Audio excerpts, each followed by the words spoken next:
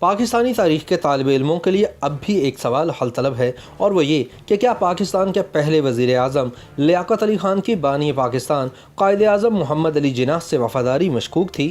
بانی پاکستان قائد اعظم محمد علی جناح کی رحلت جن پراسرار حالات میں ہوئی، ان کو دیکھتے ہوئے بہت سی شخصیات نے اس وقت کے وزیر اعظم لیاقت علی خان پر الزام لگایا کہ ان کی بے وفائی بھی قائد اعظم کی موت کی وجہ بنی، کیونکہ وہ اپنے دل میں قائد اعظم کی جلد رحلت کی خواہش رکھتے تھے۔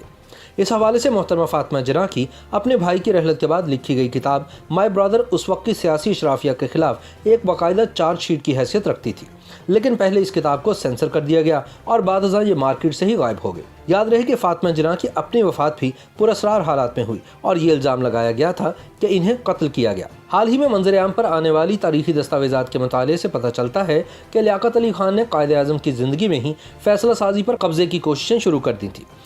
سن 1948 میں جولائی کے مہینے کی 14 تاریخ کو شدید علیل قائد اعظم کو کراچی سے کوئٹہ پہنچایا گیا۔ اسی دوران وزیر اعظم لیاقت علی خان اور چودھری محمد علی ان کی عیادت کے لیے زیارت کوئٹہ پہنچے۔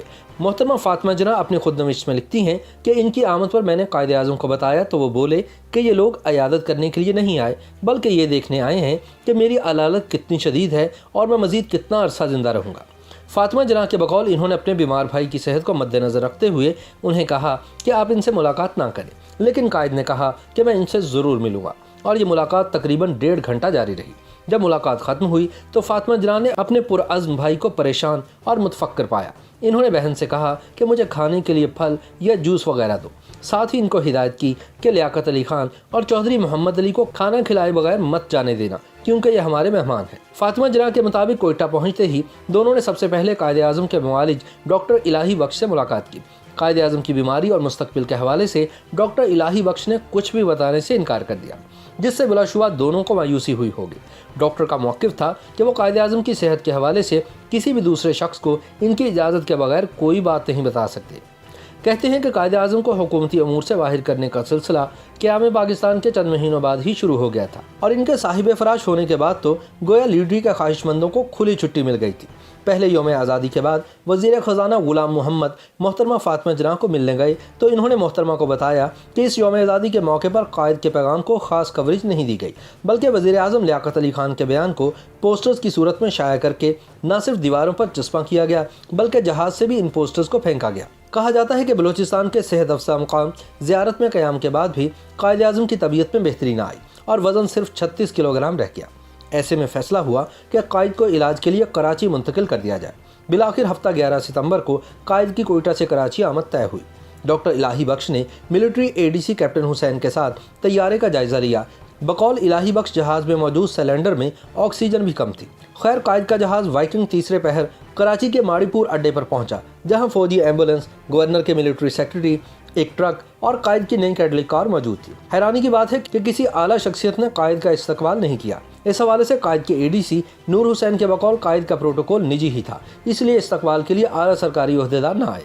ان واقعات سے یہی تاثر ملتا ہے کہ اقتدار کے مزے لوٹنے والے اس مملکت کے بانی کو ان کی زندگی میں ہی مردہ سمجھ بیٹھے تھے۔ اس کے بعد کی کہانی بھی بڑی دردناک ہے۔ کرنل الہی بخش ہوں یا فاطمہ جناح یا کوئی اور لکھنے والا، سب نے یہی لکھا ہے کہ قائد کی ایمبولینس ایئرپورٹ سے واپسی کے راستے میں خراب ہو گئی۔ یہاں سوال پیدا ہوتا ہے کہ کراچی کے نیول اور آرمی اسپتال میں اچھی ایمبولینس ہونے کے باوجود خراب ایمبولینس کس نے قائد کو بھیجی تھی، جبکہ قائد کی حالت سے سب واقف تھے کہ یہ کار میں نہیں بیٹھ سکتے۔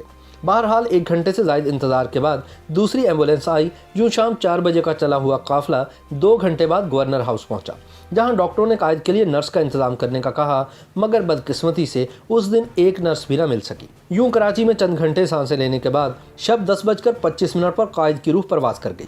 فاطمہ جناح کے بقول ان کے آخری الفاظ تھے، فاتی لا الہ الا اللہ محمد رسول اللہ۔ 12 ستمبر سن 1948 کو دن 3 بجے قائد کا سفر آخرت شروع ہوا۔ آپ کی نماز جنازہ 2 بار ادا کی گئی۔ پہلی نماز جنازہ آپ کے اہل خانہ اور دیگر ساتھیوں نے شیعہ عالم مولانا انیس الحسن رضوی کی سربراہی میں ادا کی۔ دوسری نماز جنازہ دیوبندی عالم مولانا شبیر احمد عثمانی نے پڑھائی، یعنی قائد اعظم کا جنازہ مذہبی رواداری کا نمونہ تھا۔ اب سوال یہ ہے کہ قائد کے سفر کے آغاز سے اور اس دوران رونما ہونے والے واقعات کیا صرف اتفاقات ہیں؟ بانی پاکستان کراچی ایئرپورٹ کے راستے میں कई घंटे तनहा एक सड़क पर पड़े रहे। क्या इनके अमले को एहसास नहीं था कि किसी को इत्तला दें? कर्नल इलाही बख्श ने कायद के साथ बीते अय्याम और इनसे जुड़े हर वाक़े को अपनी किताब में महफूज किया। इस किताब को लेकर असम्बली में बहुत हंगामा हुआ। मियां इफ्तिखारुद्दीन ने सख्त सवालात किए, यहाँ तक कि इनकी किताब पर ही पाबंदी लग गई। इनकी मौजूदा किताब हज़फ शुदा है। सन 1952 में हुकूमत पाकिस्तान ने कायद की सरकारी सवानहयात लिखवाने का फैसला किया।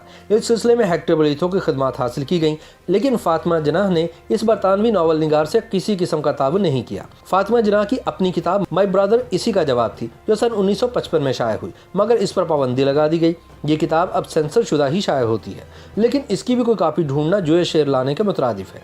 ताहम ये भी एक तलख हकीकत है कि जिन्ना से इनकी ज़िंदगी में ही बेवफाई करने वाले लियाकत अली खान भी इनकी वफ़ात के बाद ज़्यादा अरसा न जी पाए और कत्ल कर दिए गए। YouTube पर गूगली न्यूज देखने के लिए youtube.com की सर्च बार में गूगली न्यूज टीवी टाइप करें। गूगली न्यूज के पेज पर सुर्ख रंग के सब्सक्रिप्शन वाले बटन पर क्लिक करना ना भूलिए। YouTube पेज पर अपलोड होने वाली वीडियोस से बाखबर रहने के लिए बेल आइकन पर क्लिक कीजिए। आपको हर नई वीडियो के बारे में नोटिफिकेशन मौसूल हो जाएगा।